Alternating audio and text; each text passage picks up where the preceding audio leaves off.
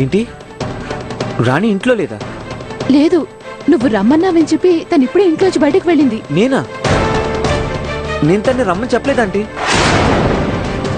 భగవంతుడా, ఈ రాణి ఎక్కడికి వెళ్ళుంటుంది?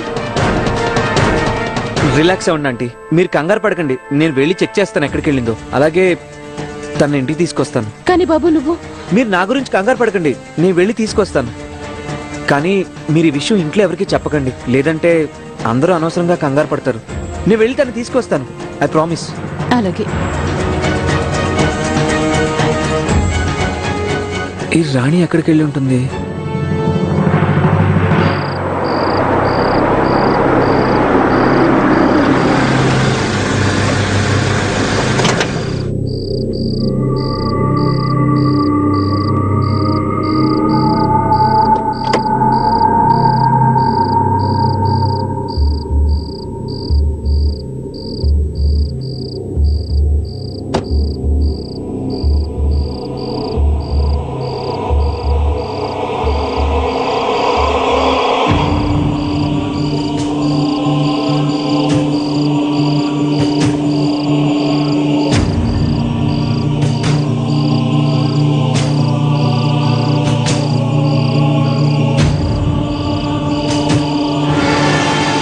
జీతు ఇంకా రాలేదేంటి?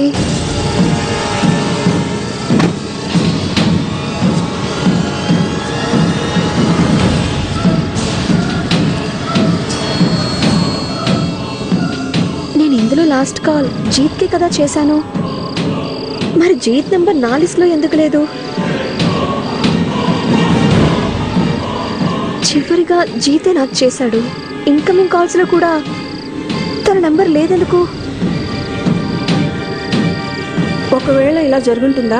నువ్వు ఎవరినైనా కలవడం కానీ ఎవరితోనైనా మాట్లాడడం కానీ చేస్తే నువ్వు వాళ్ళని కలవలేదని వాళ్ళు నీకు ఎప్పుడైనా చెప్పారా? ఇది కేవలం నీ అపోహే అని అన్నారా?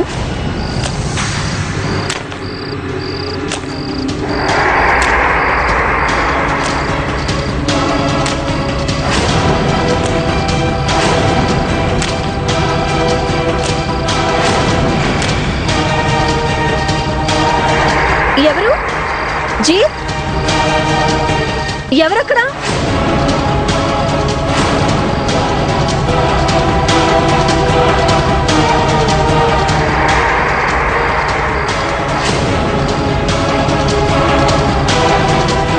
ఎవరక్కడ? జీత్, నువ్వేనా? జీత్,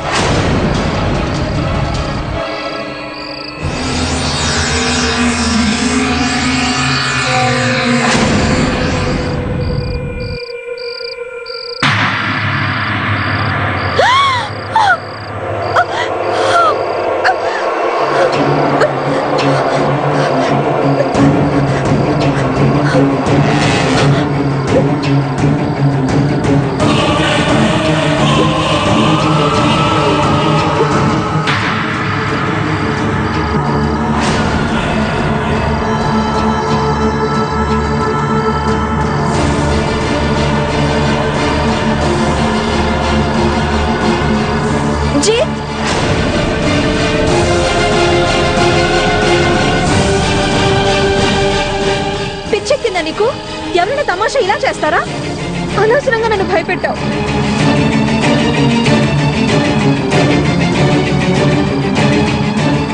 ఇక చాలా ఆపు.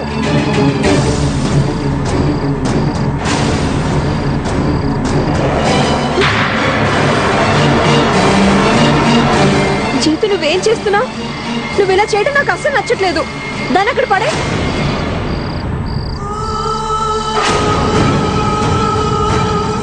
జీత్, జీత్, నీకు పిచ్చెక్కింది.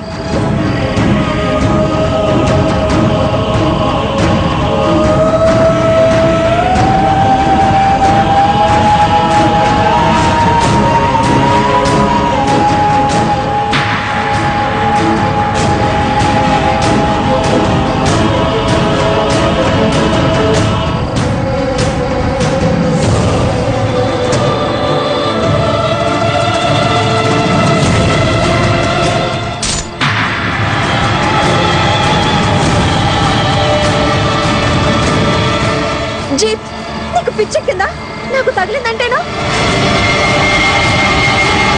చాలు ఆపు జీత్. ఏం చేస్తున్నావు జీత్? జీత్, నన్ను ఎందుకు భయపెడుతున్నావు?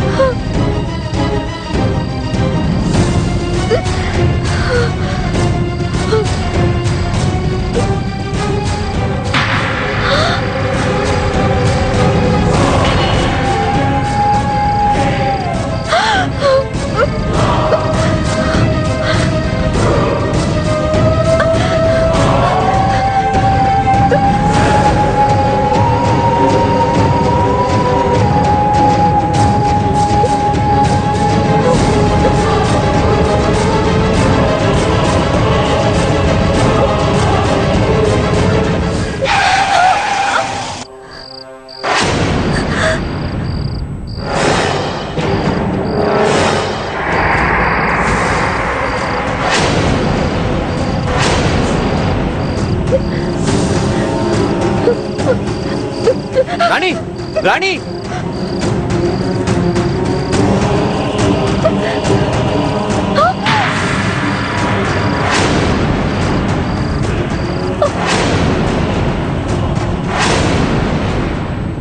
పాపం ఇంత చిన్న వయసులోనే.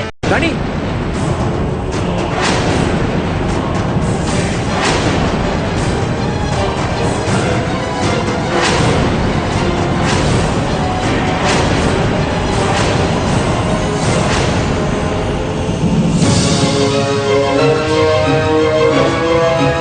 రాణి, ఏమైంది నీకు?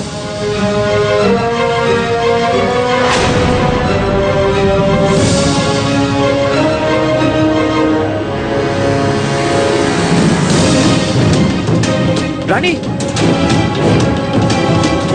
రాణి, నువ్వు బానే ఉన్నావా? రాణి, ఏమైంది నీకు?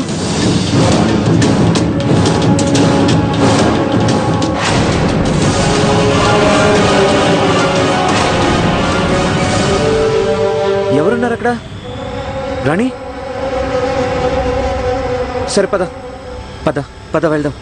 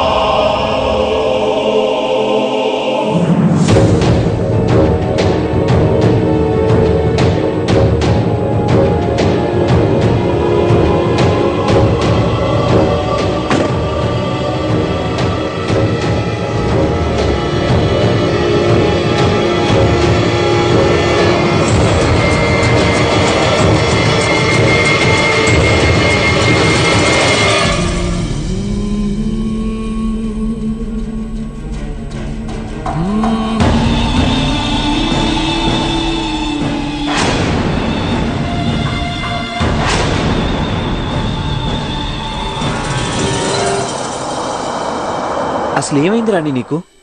నువ్వు ఇక్కడేం చేస్తున్నావు? ఒకవేళ ఎప్పుడైనా నీకు కానీ ఒకలా అనిపించిందా? నిన్ను ఎవరైనా చంపడానికి ప్రయత్నిస్తున్నారని కానీ, లేదంటే నిన్ను చంపడానికి నిన్ను వెంబడిస్తున్నారని కానీ? ఇలాగే జరుగుతుందని డాక్టర్ చెప్పింది జీత్. అలాగే జరిగింది, అలాగే జరిగింది.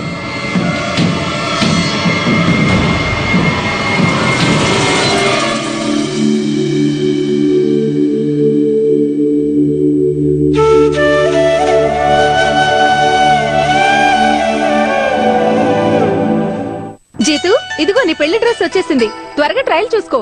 ఆల్టరేషన్స్ ఏమైనా ఉంటే వెంటనే చేయిస్తాను. కానీ తర్వాత అనకూడదు మీ జయంత్ వదిన నిన్ను అసలు పట్టించుకోలేదు అని.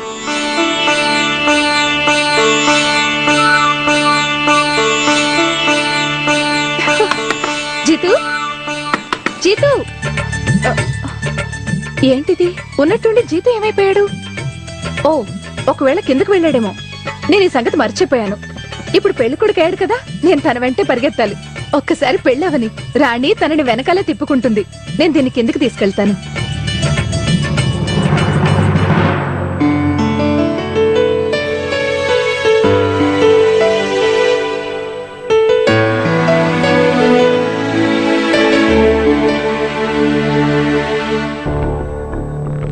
ఏంటి జయంతి, నువ్వు మళ్ళీ ఈ డ్రెస్ ని కిందకెందుకు తెచ్చావు?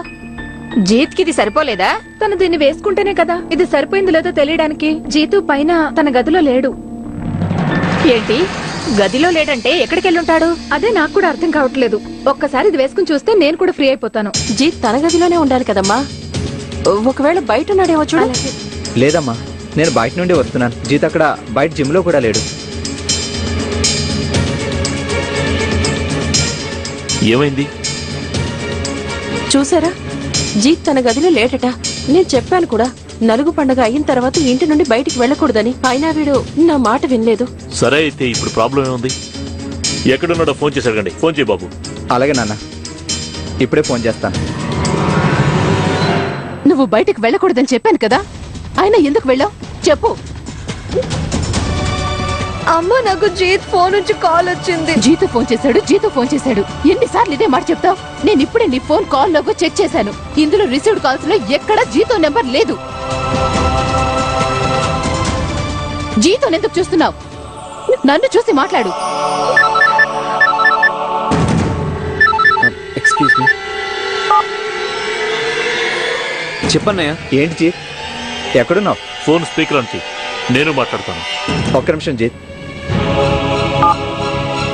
ఏంటి జీత్, ఎక్కడున్నావు? నేను రాణి వాళ్ళ ఇంట్లో. రాణి వాళ్ళ ఇంట్లోనా? నేను నీకు చెప్పాను కదా జీత్, ఇంటి నుంచి బయటికి వెళ్ళకూడదు అని. అంత ముఖ్యమైన పనే వచ్చిందని నువ్వు అక్కడికి వెళ్ళావు. అమ్మా, నేను అది యాక్చువల్లీ. నువ్వెందుకు అర్థం చేసుకోవడం లేదు? నువ్వెందుకు ఇలా చేస్తున్నావు? నీకు బాగా తెలుసు కదా నువ్వు ఇలా చేయడం వల్ల నాకు ఎంత భయం వేస్తుందో. అయినా కూడా నువ్వు నా మాట వినవు కదా. నేను మీకు తర్వాత ఫోన్ చేస్తాను. ఖచ్చితంగా రాణి ఏదో చేసే ఉంటుంది. అందుకనే పాపం జీతు వాళ్ళ ఇంటికి వెళ్లాల్సి వచ్చుంటుంది.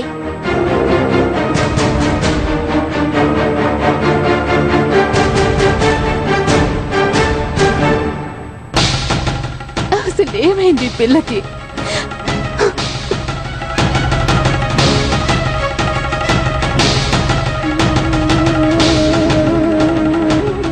అస్సలు అర్థం చేసుకోవడం లేదు. తను ఎందుకు ఇలా చేస్తుంది? మీరు కంగారు పడకండి, అంతా సర్దుకుంటుంది. నేను తనతో మాట్లాడతాను.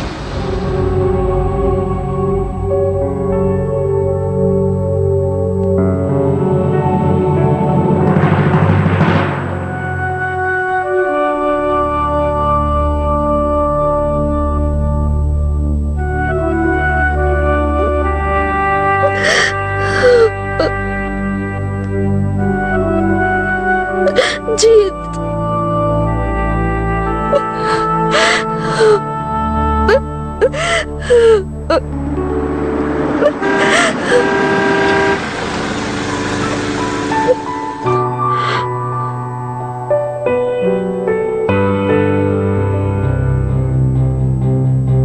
మీరంతా అది జీతుతో.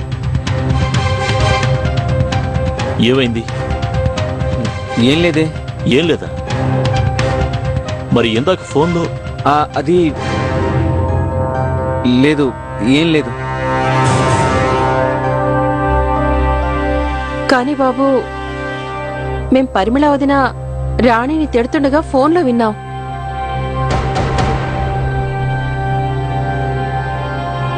ఏంటి అంటే రాణి మళ్ళీ ఏదైనా గందరగోళం చేసిందా?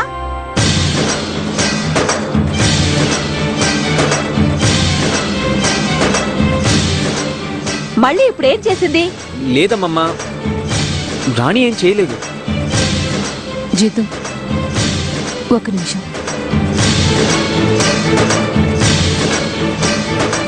అదేంటంటే రాణి ఈ రోజు కూడా మళ్ళీ ఎవరికి చెప్పకుండా ఇంట్లోంచి వెళ్ళిపోయింది. తను జీతు ఫోన్ చేశాడని భ్రమపడినట్టుంది.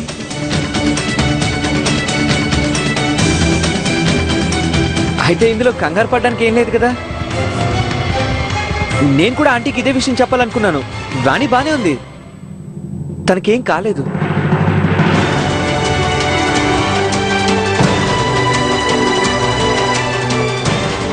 నాకు తెలుసు, నాకు బాగా తెలుసు మీరందరూ ఏం ఆలోచిస్తున్నారు.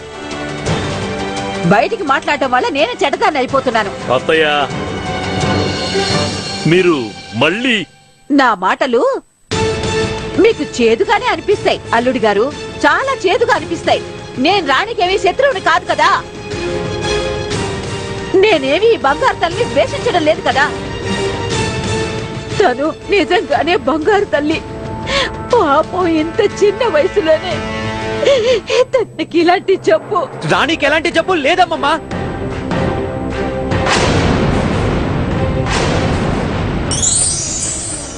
దయచేసి నన్ను క్షమి. రాణికి ఎలాంటి జబ్బు లేదమ్మమ్మా. తను జబ్బుతో బాధపడాలని నేనేమైనా కోరుకున్నానా? తనకి జబ్బు చేసింది కాబట్టి దానికి ముందు మనం వైద్యం చేయించడం ముఖ్యమా, లేకపోతే పెళ్లి చేయడమా?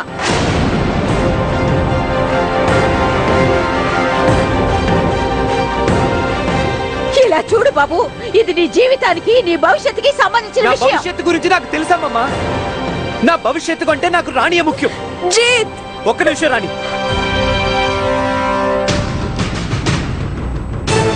మీరందరూ ఇదంతా చూస్తూ ఊరుకున్నారా? అమ్మమ్మ ఎవరి గురించి మాట్లాడుతుంది? రాణి గురించి. తను రాణి, తను మీ కూతురు లాంటిది నాన్న. అవును, కూతురు లాంటిదే. రాణి ఈ ఇంటికి కూతురు లాంటిదే. ఈ విషయాన్ని మీ అందరితో పాటు నేను ఒప్పుకుంటున్నాను. అలాగే నేను ఇప్పుడు చెప్పేది కూడా దాన్ని ఈ ఇంట్లో వాళ్ళెవరు కూడా కాదని చెప్పలేరు. ఎందుకంటే నేను ఇప్పుడు చెప్పిందంతా నిజం, అదంతా నిజం, పూర్తిగా 100% నిజం. అయ్యుండొచ్చు, కానీ నేను ఇలాంటి నిజాల్ని అస్సలు నమ్మను.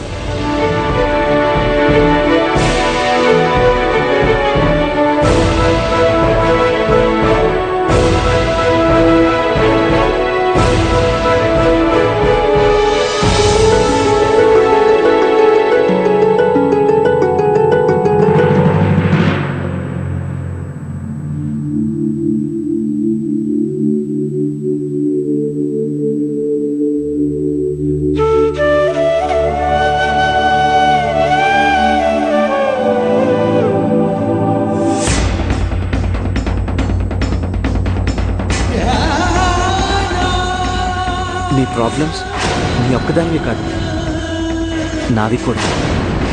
నా భవిష్యత్తు గురించి నాకు తెలుసమ్మమ్మా. నా భవిష్యత్తు కంటే నాకు రాణి ఎక్కువ.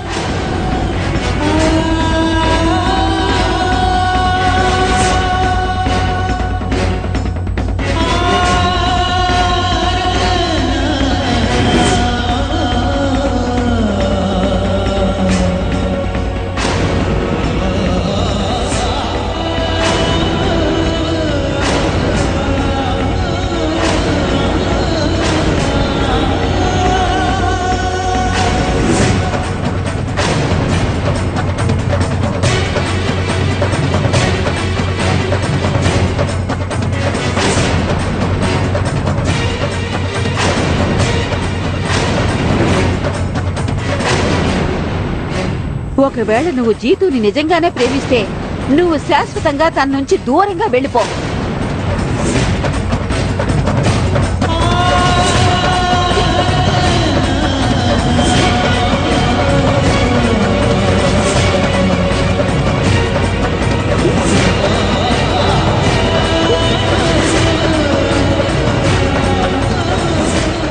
దయచేసి నన్ను క్షమించు జీత్.